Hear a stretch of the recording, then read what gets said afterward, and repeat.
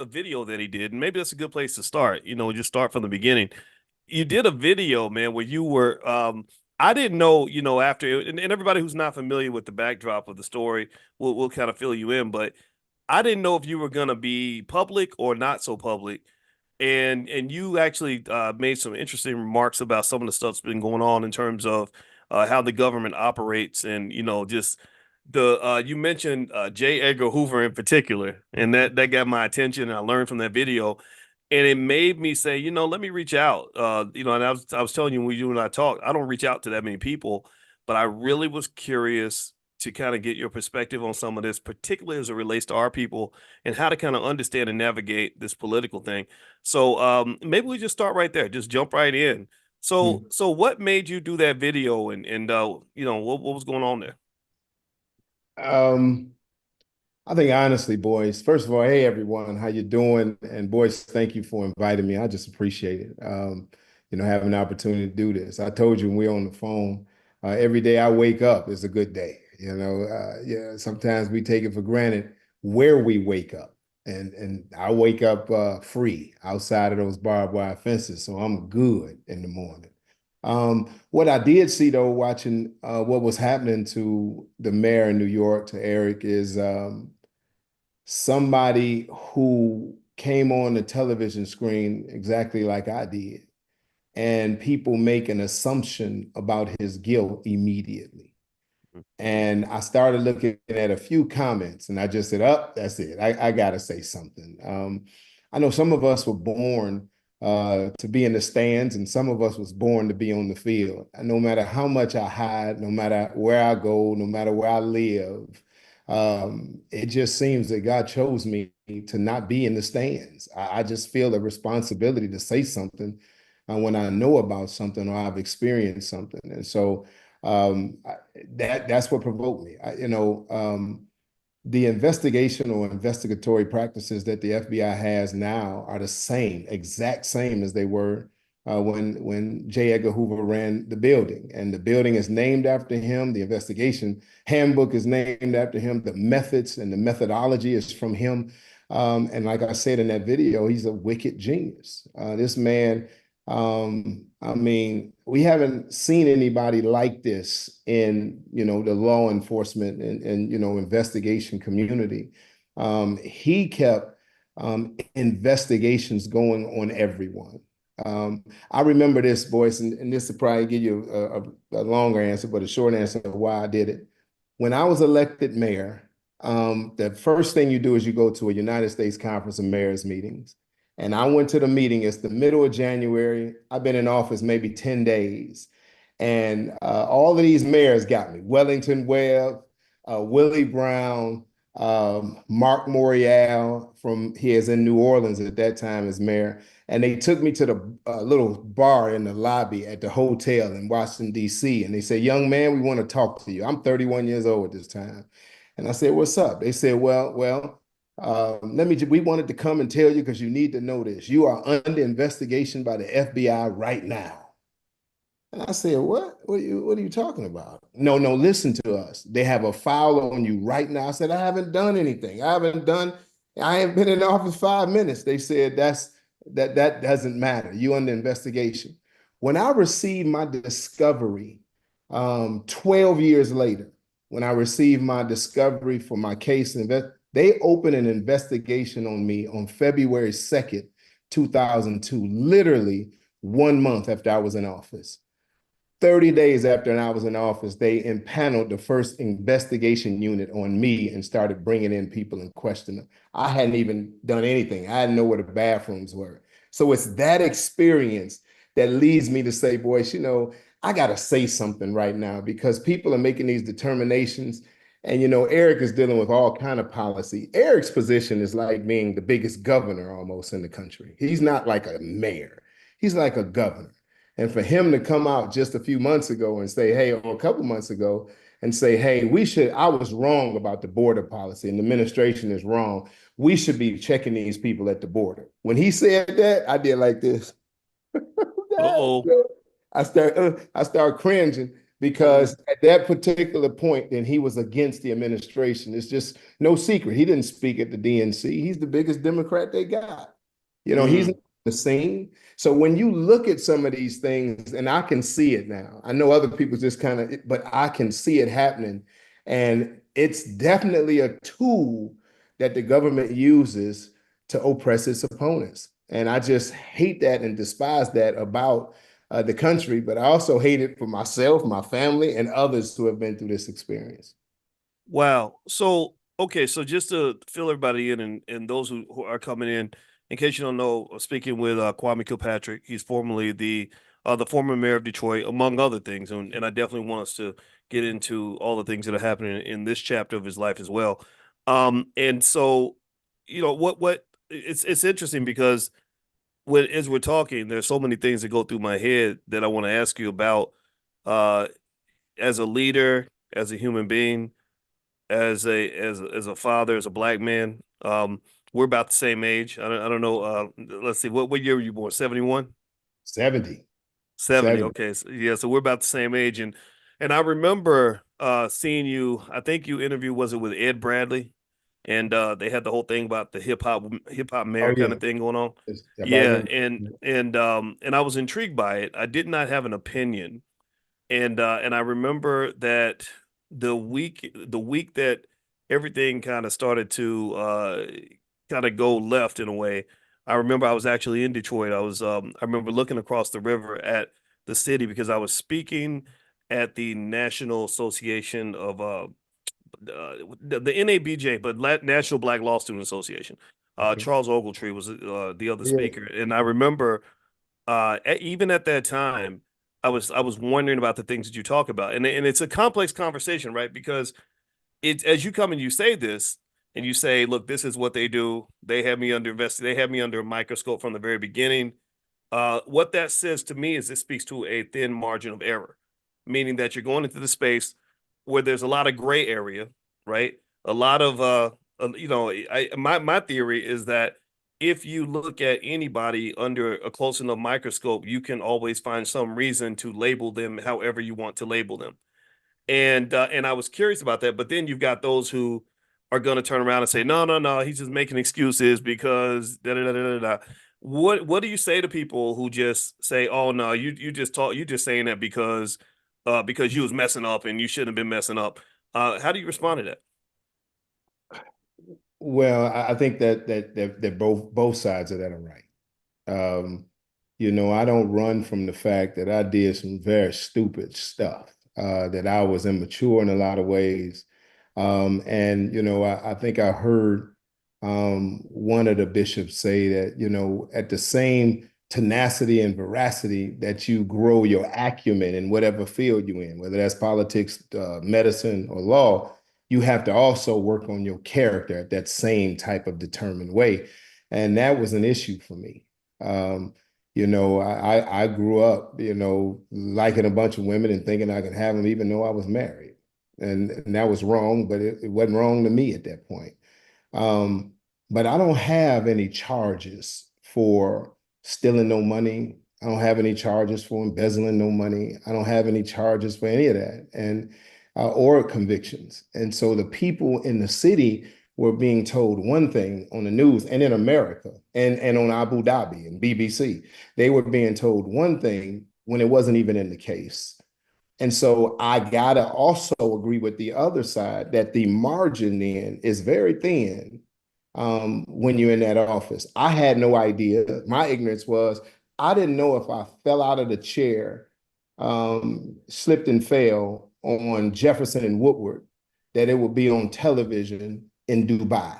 I had no idea. I had no idea the import of that position. And what I found out, it wasn't just the position, it was me in the position, because there's been several people in the position that don't get that kind of press. But in our city, it's Coleman Young and Kwame Kilpatrick. Them two guys right there, they go get the press. And so I had no idea what those three men were telling me in that room. I thought they were crazy. The FBI is going to watch me. I didn't know that. So I've become what I needed back then. At 54-year-old Kwame, is now able to talk to the 30-something-year-olds about running for these executive positions, these statewide positions, U.S. Senate, congressional seats, and that thing, because now I understand it fully from inside and out. I said this to a brother the other day. I was talking to him. I won't say the state because it'll be easy to find. He asked me to come talk to him about some things, and then I did, and I had a great conversation with him, not the other day, but last month. And I was talking to him, and he was, man, this guy could, I mean, he could talk about the diversity of the economic base of the region that he was in and the state and what he needs to do to radically transform the economy. I mean, the guy was good. And at the end of the night, I was with him. I was about to head to the airport, and I said, "But first thing you got to do is stop cheating on your wife." Mm. Looked him dead in the eye. And he said, "How Wow. did you know? What do you?" He stuttered. I said, "Man, right now, man, listen, I know what's going. I can see it. I saw it all day. I saw the girl in the office. I saw what's going." And it changed his life because he had to go back home and deal with some things. But that's what I needed. Somebody who would actually tell me about what the real issue was so it wouldn't infect the things that I was doing. Lastly, boys, I don't think there was a person in Michigan that knew the appropriations process or how government works in Lansing and Washington, or how to get money out of Washington and Lansing. All that stuff they celebrate in Detroit. The riverfront, the campus marshes, the reprogramming of the dollars to fix the street, the totally redesigned downtown, the housing, the new housing projects, the new streets. That was Kwame Kilpatrick and his administration. The people that are doing it now are building on that progress. But if they can muddy and sully your character and your integrity, they can forget all the work that you did. And I didn't understand that. And that's what I'm trying to teach people now and show them, because they have to grow up together. Mm. Well, it's I'm gonna tell you the truth, man. I've had people jokingly say, "Boyce for president," or "When are you gonna run for office?" Shoot. And my first reaction is, "Oh, I'm not doing that. I'm not doing," and I remember, reflecting on this a lot back when I was on the faculty at Syracuse. I wrote this book many years ago in '04 called "What If George Bush Were a Black Man?" And basically the book was a big experiment, and it said, what if you took a guy like a George Bush, right? He's not the dumbest person in the room, but he's not the smartest. He's not the laziest person in the room, but he's not the hardest working. He's not just an overt criminal, but he's not the most ethical person if you were to really analyze his track record. And what if you made him into a black man, right? Because I actually had an uncle who reminded me of Bush, except a black version of that. And so I created this character in the book called Pookie Bush. And I said, so imagine if Pookie, wasn't a drug addict, but he kind of dabbled in drugs. So he got caught with some weed, caught with little whatever, right?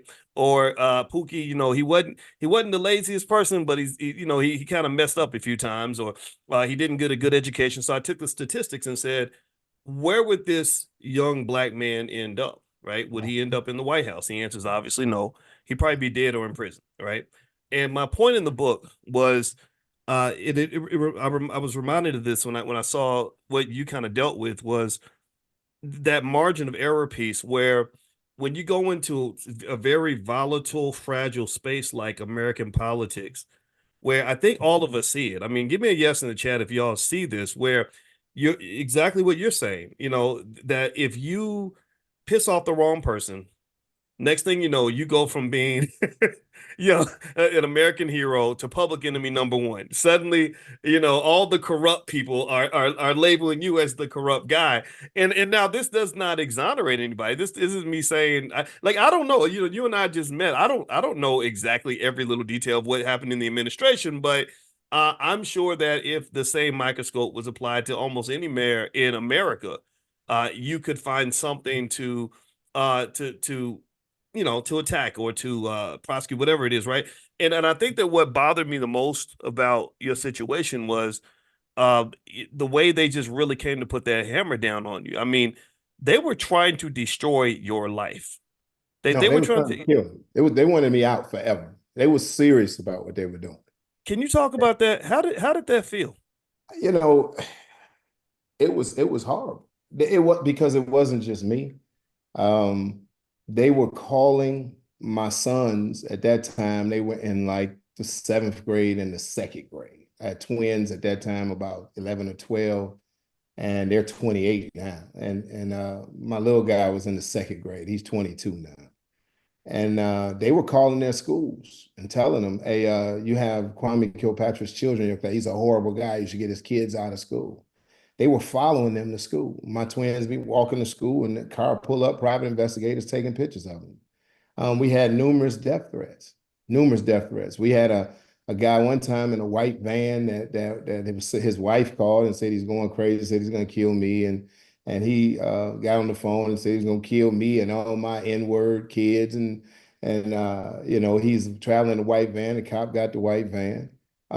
It was a oppressive situation. So that for fun, they'll freeze your bank accounts. They just freeze them.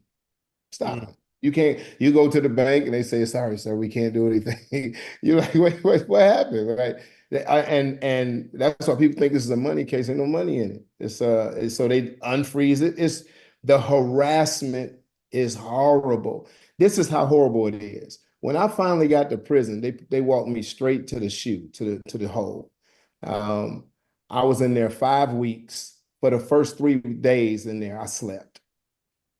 I just slept. I didn't eat. I did 3 days. I just laid and slept because making sure my kids were all right, making sure my then wife was okay, making sure we can keep everything going. You pay this, you got to go, this people won't hire you. They call people ahead of time when you book a speech and try to ruin you for having that. The press is always working with them. It's a horrible thing to go through. And then in the final analysis, they give you a 28-year sentence. And this is when it became real to my mother. My mother, we grew up on Linwood and the Boulevard in the city of Detroit, right in the neighborhood. We lived on Lothrop, then moved around the corner on LaSalle.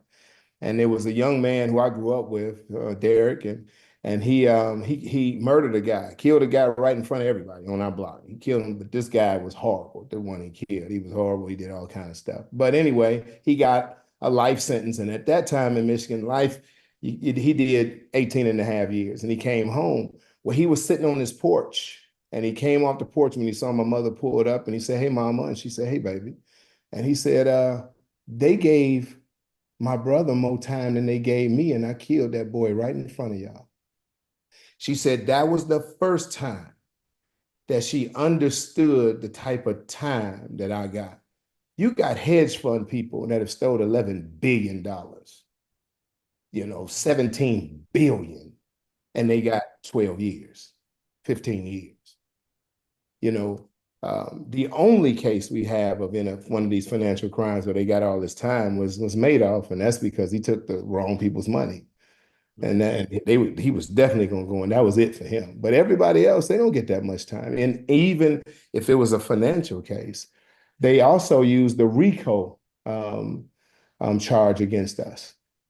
Wow. In which they're throwing at everybody in communities around the country. I just want people to watch this: Chicago, Philadelphia, Detroit, not just in white collar cases, but also with street stuff. These little knucklehead kids that are all out there doing whatever. I'm talking about nonviolent whatever. They putting RICOs on them. And so them young guys, 18, 19, 22, 23, 24, they coming in the feds with 40 years, 35 years, 32 years.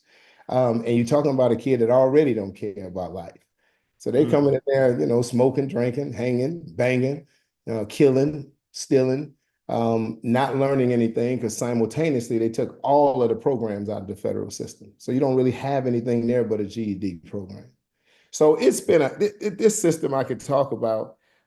They wanted me out of that city. I remember it was a headline in 2008 when I resigned. The headline the next day, and I still have it, says, let's keep the momentum going. Let's keep the momentum going. We had hosted the All-Star game. Yeah, everybody was like, yeah, we got rid of him, let's keep it going. And when they couldn't keep it going, the city went in bankruptcy about 5 years later. The buyouts in 09, 10. The city went in bankruptcy in 2015. They still tried to come back. The citizens of the city of Detroit was raped. While they was being raped, they told them to blame Kwame Kilpatrick 7, 8 years later after I left, and they did it. So it wasn't just to get me. I try to tell people this all the time. I I'm not running it for anything, so I don't have any kind of oh, I shouldn't say that. No, it was about you. It was to get you out of the way. It was to disempower you. That's why you have no access to your government. None. Mm. That's why there's no focus on your neighborhood. None. Mm. And they had access, whether you like Kwame or not. You know, you can get Kwame. I'm gonna go talk to Kwame. Yeah. I was in that neighborhood. I was at your after school program. I was at your family's function. And that's what we lost. If it didn't have to be me, but that's what Coleman Young started. That's what we had in Detroit, a person who was a part of you being mayor of your city that you could touch. That's done. Mm. That's what they killed. Because they didn't kill me by the grace of God. They got rid of me. They ain't kill me. And that's why I'm sitting here now, boys. I think that when you talk about empowering, powernomics and empowering what, Dr. Anderson, me and him, we went at it one time on he wanted to do this deal in Detroit. Boy, look at here. He was coming out, wanted to help. I said, man, you got to have some money. But that book is phenomenal. I didn't read it until I went to prison. Wow. I didn't read a lot of books until I went to prison. So, I mean, I had a real education in that place, spiritually, psychologically, soulfully, but also education. How many years did you have to spend there? I was 39 days short of 8 years in the feds, and I did 15 months in the state. Most people, when they talk about how long I've been there, they forget that state time. I didn't. So that was almost 10 years of prison, 9.5 years of prison. And so, yeah, it was a long time. Like I said, my sons were 8. They were 8 and 12 when I went. When I got out, they were 25 because I had a break between the state. I got a bond and I was out for 14 months. They were 25 and 19 when I got out. What was that like for you to have your sons grow up like that? It was the toughest part. Um, well, the toughest part was my divorce from Detroit. Mm. That was the toughest part. I got a divorce from my first wife. We were married 24 years, Boyce, and we divorced. And it was a long time coming because of the damage that I caused. It was all my fault. I was horrible in terms of disrespecting her in my marriage. And so my whole focus then turned to teaching my kids to be righteous, to have character and integrity with women, with each other, and all the books and all the teachings, and then teaching in the chapels that I was in. They were raised inside of visiting rooms in the prison and through letters and phone calls. And so they still went to all the little camps of football, and we figured it out. I would do legal work and find a way to send them to camp, and I'm saying this because there are a lot of people who have family members inside that give up. I saw a lot of them, and they shouldn't. They shouldn't. They still have a responsibility and obligation to teach that son they left, that daughter that they left behind, how not to go the path that they came. And so that's what I was focused on. So both of my sons got college scholarships. The twins, Jelani graduated from Florida A&M University, the world's best university. And then Jaleel graduated from Indiana State and got his master's as well. And he's a elementary school counselor, and in special education they call it something now different than special education, but that's what he is. And Jelani's a high school teacher, and Jaleel is also offensive coordinator for the high school there in Tallahassee as well. And then Jonas graduates from Morris Brown next month. And so we got Wow. him in the right trajectory. It worked. God is so good. And then I Yes. got out and got remarried, and I have 2 more. I have 3 more kids. I say 2 more, but my wife had a son when we married. That's my son too. So I have 3 more kids: 13, 2, and 1. Wow. Talk about hitting the reset button. That's great, man. Yeah, so Wow. 28 to 1, but it was rough. My sons carried a lot of anger. And listen, when I got out, my son, who's my oldest, Jelani's my oldest, he said, Dad, I want some more attention. I mean, yeah, I'm still that 12-year-old. I want 12-year-old dad. We had moments where all of our emotions played out. So we took a fellas trip, the three of them and me, and we went away for 5 days, kind of locked ourselves in a room and talked. And it Wow. was a lot of tears, a lot of laughing, but we put some things down because they had a right to be mad at me. They had an absolute right to be mad at me. I tell people all the time, um, Jelani or Jalil, I was calling them. They dropped out of school, boys. They were so mad that I was in prison. We went through so much. They left school. They just left school. They conned my mother, who just would have did anything for them. They conned her into sending them some money, and they went and rented an apartment in Oak Cliff in Dallas, down in the hood. Now these guys ain't never lived in no hood, but they, something about. But they rented a place in the hood. They stopped going to school. They started trying to play football. It was crazy. I sent a friend of mine to go get him, bring him up to the visiting because Jalil said he's not coming because you a sorry man, Dad.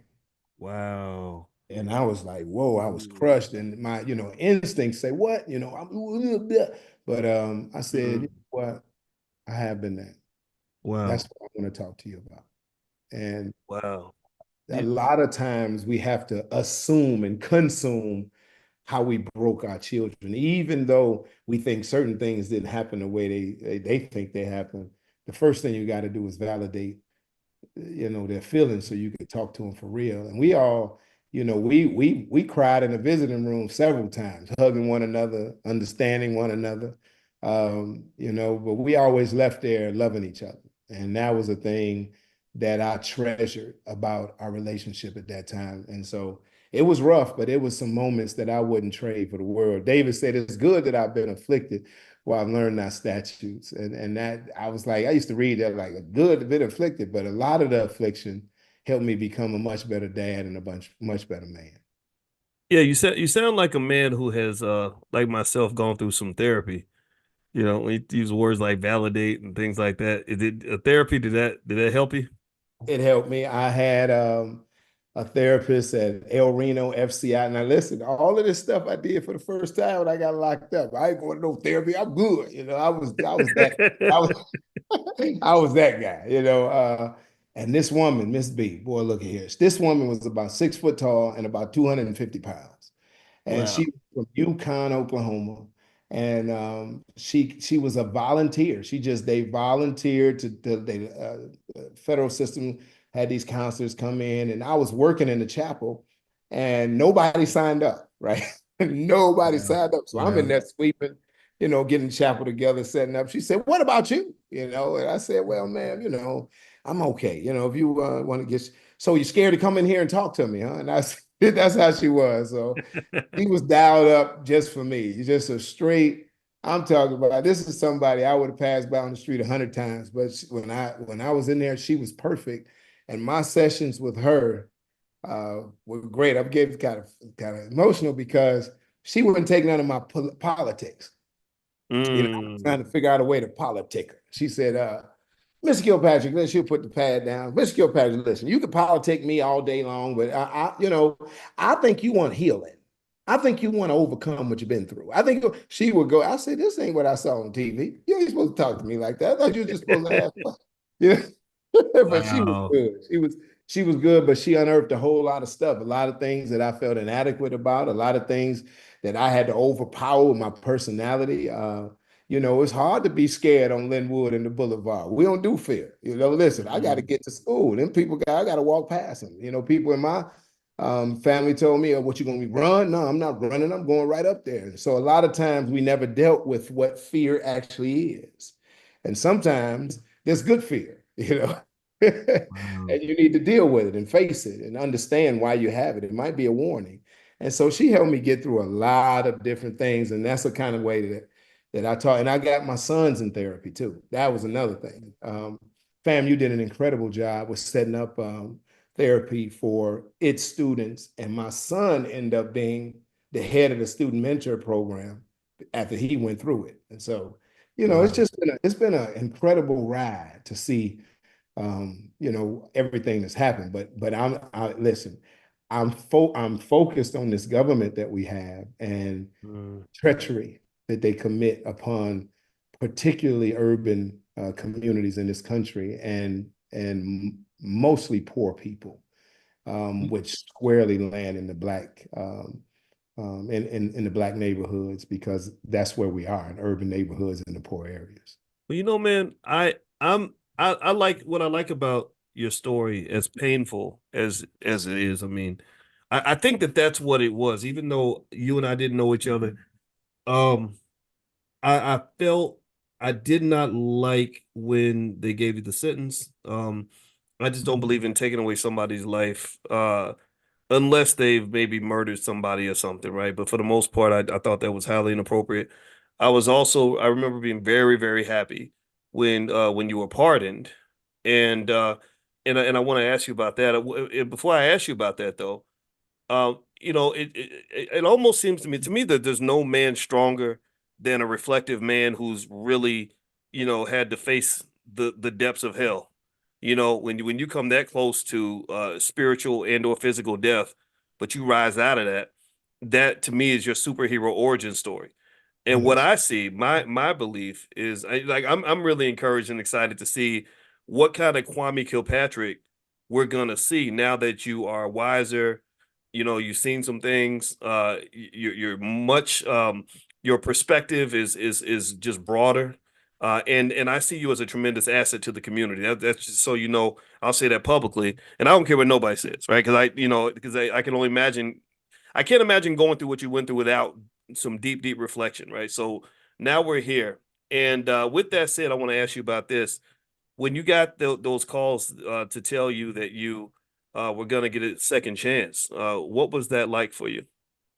I've been in a solitary confinement cell for over 200 days, which turned into a university for me. If I'd have known that it would be my last couple hundred days in prison, I wouldn't have been so crazy in there. But I mean, Wow. but it actually was a very freeing experience, because my now wife, she got me so many books. She said, "We're just gonna use this as university. We're gonna believe God." And she was just so faithful. But this guy, Fred Bradley, from Texarkana, Texas. I hope he watching, because I told him to get on here. He out now too. He was the orderly in the shoot, and he came by and said, "Hey, big homie, uh, they say Trump about to let some people out. He gonna announce some people tonight. And big homie, you in there, man? You gonna be in there?" I said, "Man, from your lips to God's ears, baby, I would believe you, right?" So I'm in the cell. So I can't hear. So he came by and they locked him down at 9 o'clock. So he came by right at 9 and he said, "Big homie, they ain't said no names yet, but you in there. I gotta go." So they lock him down. So I'm sitting there on the bed on the bunk, and midnight count. Those of you who are familiar with the federal system, they do a count every day at midnight where the people walk around and they count the people in the cell, where they do it in the shoe too. You're not supposed to break up count. So when the CO was coming down the range, I hit the door. I said, "Dude, Ortiz." He said, "What, Kilpatrick?" I said, "Ortiz, I got a commutation." He said, "Who told you that, Kilpatrick?" I said, "I got a commutation." I said, "For real, if you just go check the computer." I'm reaching now. I'm trying to get him to go look, go look. I got a. He said, "Well, who told you?" I said, "The Lord told me." He said, "Oh, Kilpatrick." So I mean, literally 1 hour later, I'm laying on the bunk. He opens the shoe door. Now, you're not supposed to open the door in there. Everybody know that's against all the rules. He said, "Who told you you got a commutation?" I said, "Oh, I sat up on the bed." I said, "I told you, the Lord told me." He said, "Man, look at here." He pulled out the Detroit News and Detroit Free Press. And he said, "Man, you going home. You just got a commutation from the president of the United States." I said, "What you?" He said, "No, man, you on CNN. I'm trying to tell you, we just been watching you." And I said, "Oh my God." So I mean, that's how I found out. I got on the floor, thank God. And then I got in the bunk and Wow. went to sleep. I was believing God for a miracle that for 7 years and 300 something days. And so it happened. I was woe out. And Wow. so I went to sleep. They came back at 3 in the morning. "How did you sleep? They got you on CNN. You going home. They're talking about you. They got reaction from Detroit." And I'm like, "Man, listen, it's over with." Wow. The warden actually came at 5 in the morning. And this is how crazy it is. It's kind of like a biblical story. He said, "I'm gonna get you out of here quick and quiet." I said, Mm. "Okay, all right." So he let me call home. When I had called the house, it was like 6 in the morning at this time. All I hear is screaming. So I say hello, my sister answered the phone. So my sons, my aunt, my cousins, they all drove. They start driving at about 10. My sons came up from Florida. They were all in Atlanta. Came up from Florida. Everybody came. So they all get to the house and I call. And they all, and we know it. And I said, well, they didn't tell me I was leaving today. See, I didn't have any information. They wouldn't give me any information. And so my sister said, "No, we'll see you today." And that's when the warden grabbed the phone because she wasn't supposed to say that, but she wanted to give me something. But anyway, they got me right out of there. I walked out of the front door, no chains, no nothing for the first time in that long. Mm, Uh, Beating on their windows all over the yard because I had to walk from the back of the yard to the front. So I'm throwing up the deuces, thanking folks for praying for me. Because it's hard to walk through with God through that process. Because I'm telling people I'm getting out of here. He's gonna make a way. I'm preaching about it. I'm teaching in the chapel about it. And people thought I was nuts right up until I walked out that front door. And they mm. walked right to the airport, right up to Delta counter, gave me a ticket right through the TSA. And I got right on the plane and went home. And I mean, it was an amazing day that day because I saw how quickly things can turn around with that wind behind your back. And, Mm. after that, I wanted to thank Donald Trump. I spent a couple years trying to thank him.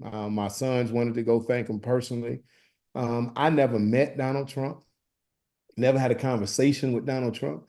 The last meeting where he decided to give me the commutation was January 12th, 2021, where he was in the room with Jared Kushner, the White House counsel, and Alice Johnson. And he asked Alice Johnson, I got this story from Alice and Jared Kushner. He asked her, what do you want, Alice? What do you want me to help you with before I get out of here? Now, mind you, this is after January 6th. People are going crazy. They're calling for his resignation. And he's having a conversation about me in the Oval Office, a Wow. prison. Crazy to me. And Wow. so Alice, who I'd never met at this point either, I had never met Alice, never had a conversation with her. She said, I want you to help Kwame Kilpatrick. Can you give him a commutation? And Wow.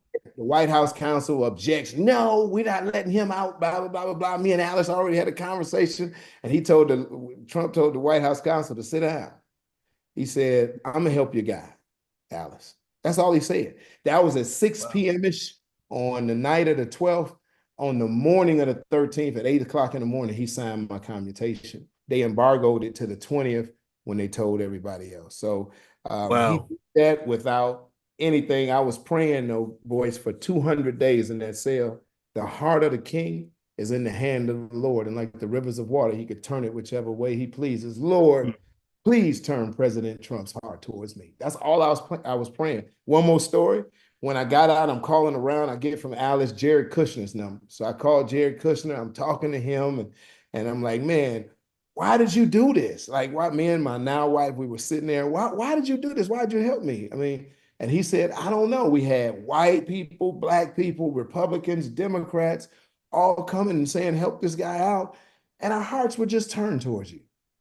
Boy, Good. look, yeah, I was a basket case after that. But Wow. it was phenomenal. The people he talked about, only out of all those people he said came to him, the only person two people I knew, Pete Carmanos here in Detroit, he owned one of the largest businesses here at one point, and this guy Craig DeRoche, who was the former Speaker of the House here, the Republican Speaker when I was on the other side. And so the two of those guys advocated directly in the White House, but the rest of these people, Alice Johnson, Angela King, Alveda King, whom you know Mm. both of them. They Oh they yeah. were advocating for me, and I had never met them before.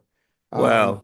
So many other people were advocating, and I didn't even know it. You think you by Wow. yourself sometime in this hole, but it was a lot of people who God just sent to go and talk to the president about me. He let me out, and he's never asked me for a thing. And that's like Wow.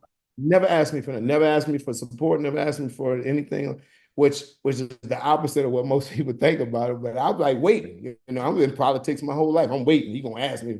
Never did. And when I met with him finally at his home and met with him at the golf club, still never asked me for something. He wanted information. How do we win Michigan? How do we? He wanted that kind of stuff, but he never asked me personally to do anything for him. That's really interesting. And I want everybody to know, first off, and Kwame, you can confirm this.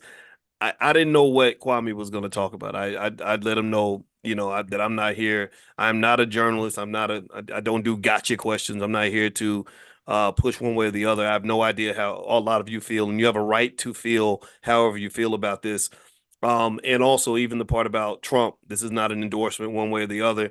I think it's about people having information and just kind of knowing things and hearing facts from an authentic place.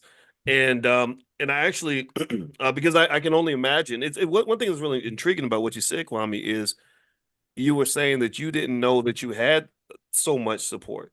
You said you sometimes you felt alone. What was your feeling? Because I always wondered about this. I said, I wonder if you, because you know how it is when you're in the public eye, you got your the people that love you and the people that hate you. I know that's the way it is in my life. I just choose to focus on who I'm gonna listen to at a given moment, right? You can't listen Yes. to all the chaos. Um, how did you feel? Did you feel that most of the world was looking at you in a pretty negative way, or did you feel, or do you go places and have people say, "Yeah, we're rooting for you"? Like, what's that? What's it like in the life of Kwame Kilpatrick? Now or then? Both. I'd like to know both. Then I thought the whole world was against me. I spent the first maybe year that I was in, maybe a year, maybe shorter, calling people and asking just for assistance with my kids. Can you like help them? The news in Detroit were running just story after story about money and he's living lavish and all that kind of stuff. And they didn't have much at all, after I left. And so it was rough, very rough. I had Wow. to significantly downsize. So I asked a couple of people that I helped, and they wouldn't even take my phone call. They wouldn't call me back. They wouldn't call family members back that they knew. And so I stopped asking people for anything. So for the next 7 years, um, we just figured it out. I didn't reach out. I didn't ask for anything. I didn't, I just really kind of drew near to God and to what He wanted me to do from this point forward. Um, and that's what I did. I gave myself to the people there. I got 11 men, either reductions of sentences or getting out. I remembered that I was a lawyer when I got in there, and after a couple Wow. of years, and I started helping guys with their cases, writing commutations. Got two lifers out of there. God used me for that, and I was just happy to help. I wrote letters for guys to try to repair marriages and repair relationships with their children. Guys would come to me for this was interesting. After about 3 years, nobody asked me about politics anymore. I was the guy you see if you needed some help with something. And so I just gave. I never charged anybody anything. I just say, listen, let me do this. Let me help you. Let me get busy doing something to help people, and I think it'll come. And so I did what you did. I just stopped thinking about who didn't like me and started thinking about how I can be useful where I am. Wow. And when I got out, I was nervous about coming to Detroit. I really was. I didn't feel like arguing with nobody. You spend a lot of time in prison learning how to calm down because a snapping on somebody could be a whole problem. I seen guys stabbed on the yard, killed, beat with logs, beat with, I mean, yeah, without going into, I never was at a camp. Everybody was he was at a light prison. I don't know where they got that from. I was at the pen, the medium. I mean, I was at places where it went down. I went home Wow. from a low. That was the last year. That was Wow. the last year I was at a low. I didn't get to the camp places, but I saw horrible things in prison because somebody said something wrong. So you spend your whole time being peaceful. How you doing? Respect is how the whole place run. And so I was nervous about coming to Detroit because I didn't want to hear nobody say nothing out the way. I didn't really feel like it. And I was shocked at the love. It was amazing. Walking up the street, down the street, 7 Mile, west side, east side, downtown. They had a documentary crew follow me. They asked if they follow me one day. They wanted to just see me and my mother talk. And I said, well, why don't we go for a ride first so I can show you Detroit? I wanted to show them some things because they thought I just was in Detroit, kind of just hanging out for 7 years. And I wanted to show them some of the development that we did. And I took them down to the riverfront and got out. And it was amazing, the people. Man, it's Kwame, man, we love you, man. This man been praying for you. It was just crazy. And I was like, wow. So since I've been out, it's been amazing. It's been absolutely amazing. I just think it's just a whole different time. I think something that God did in the hearts of people. And I treasure that because it's been good for my family, it's been good for my children, it's been good for my new wife and my new children. And so that's been good. I'm talking about Atlanta, Chicago, just love Charlotte. We were just in Charlotte. So everywhere you go in this country, you see Detroiters. Okay, listen, you could be in Atlanta and Dallas, those two cities. If you in Kroger, you're gonna see a Detroiter. You don't have to go to our town. You don't have to go to the function. You can go to Publix and there's a Detroiter, right? Detroit. And so everywhere I've been, it's been love. It's been great. And even the places where people wanted to ask questions, I don't have a problem answering those. And so it's been cool. Wow.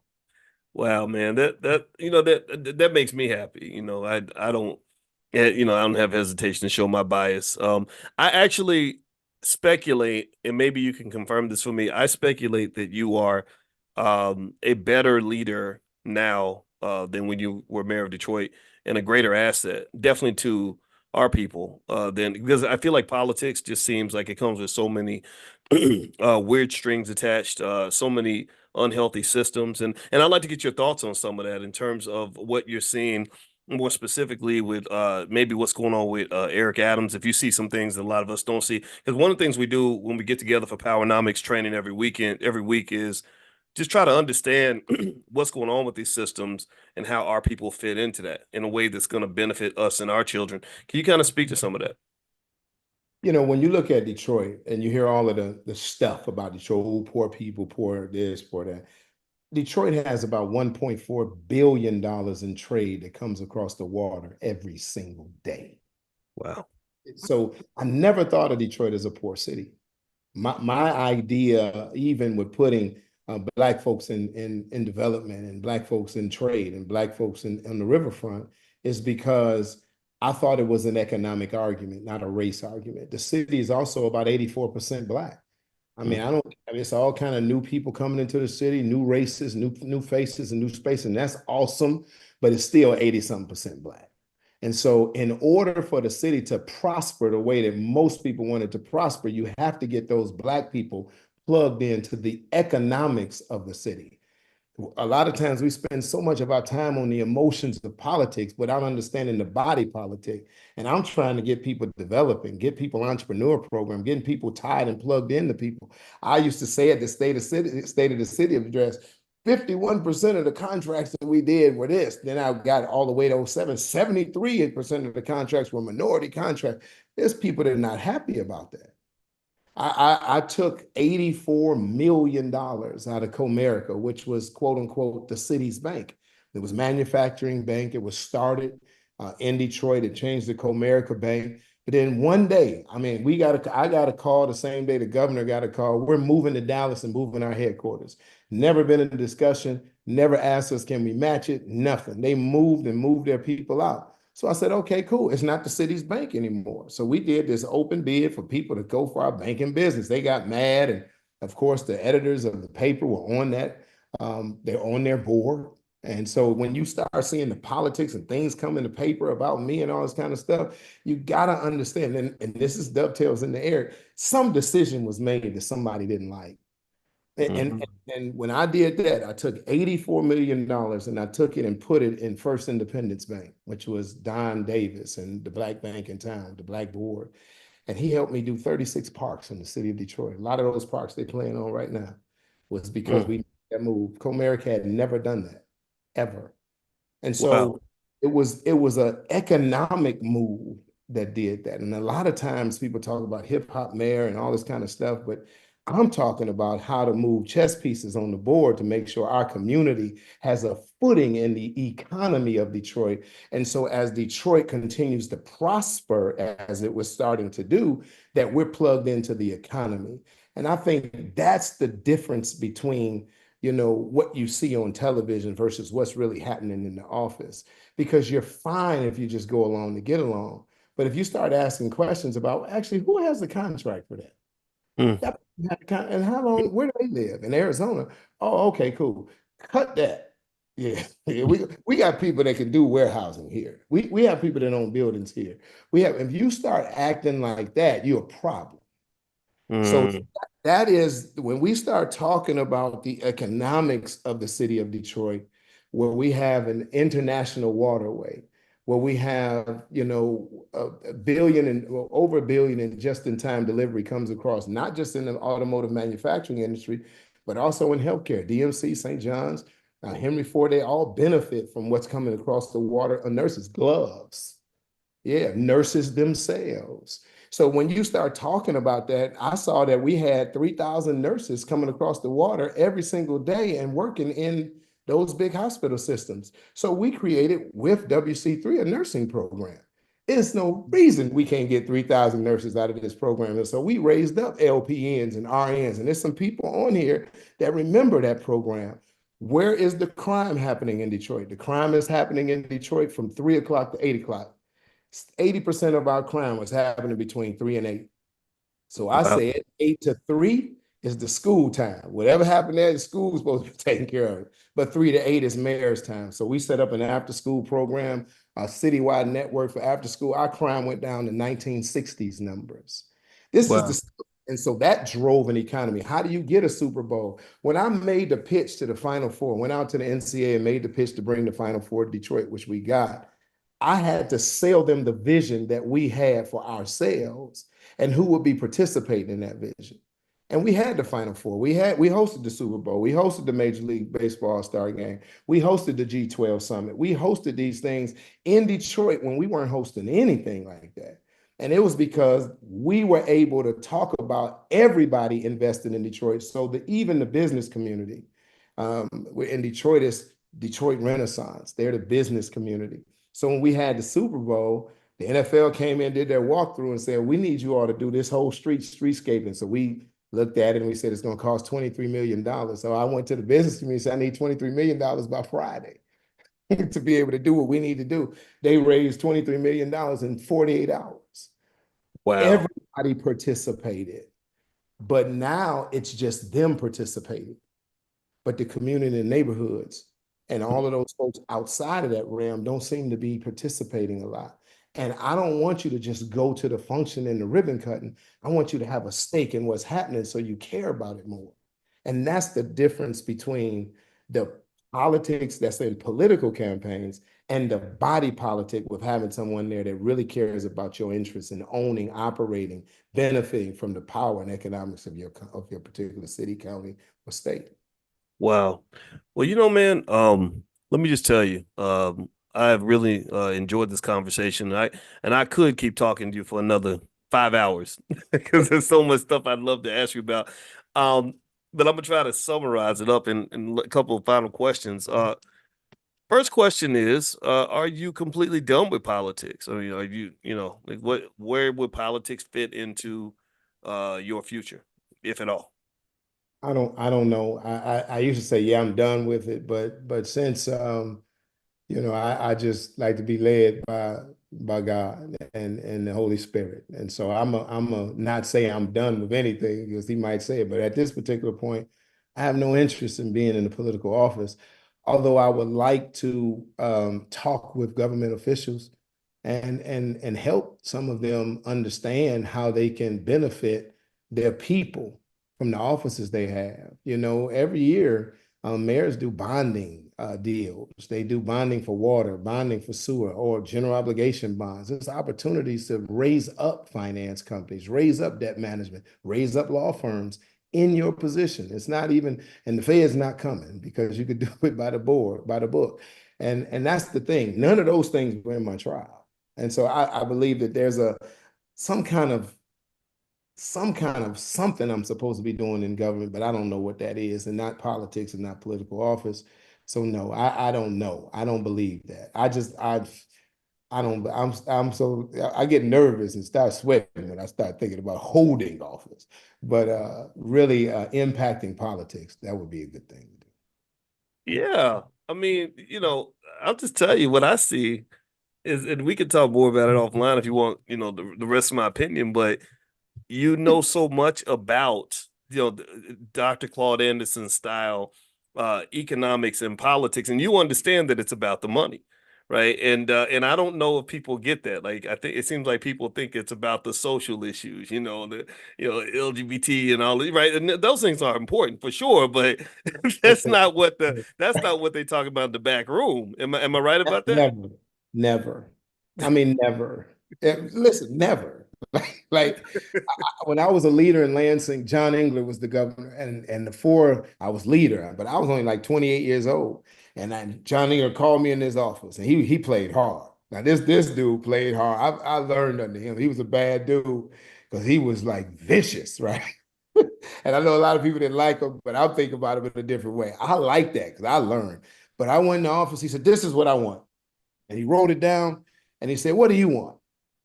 And I was like, "Well, I know." He pulled out his pocket. He said, "Next time you come in my office with a list like this." He said, "You're Mm, playing big time now. You're in the office talking to the guy who's controlling the budget, and you don't need to come in here thinking about what you want. You need to know what you want." mm, That's the problem with our community. We don't really know what we want. mm, And that's that list we supposed to have. Everybody's kind of mad at the Project 2025 stuff. I'm not mad at it because a group of people got together and they put together a list. That don't mm, necessarily mean they're gonna get it. Where's our list? Where's our list? mm, Where's our who are the people getting in the room from the academic community, from the education community, from the finance community, and they saying this is kind of what we need for urban America. This is what we need for Black communities. And it's not happening from a policy direction, and we need that. And mm. that's what I believe we're missing, boys. That's the place where I think we miss out because we're so emotional about politics that we don't know how to play the contact sport of the body politic. Mm. Because Jewish community on both sides, the LGBT community they're on both sides. Now, don't trip out. I was just at a couple of Republican functions. They had whole tables. Don't let Wow. them fool you. The Mm, Mexican community, they're on both sides. But we are so conditioned by one party, and I played for that party for a long time. But I was never mad at the Black Republican. I would always say, "Man, I need you to talk to such and such and such so we can get." We should be working together on things as well in the body politic. And I think it's going to take our people a long time to get there because we got to get out of our feelings. We have to get out of mm. our feelings and start putting together real economic policy, real educational policy, so people take us serious when we engage the body politic. Yeah, I mean, do you think that at all extraordinary that you spent your whole life as a Democrat and it was a Republican that actually came to help you, right? I didn't see any Democrats fighting to get you out. That had to be. What did that change? I mean, how did that shape your thing? How does that feel to just know that the people that are supposed to have your back were the ones that were persecuting you and these so-called enemies or whatever you want to call it? Well, that's got to be strange.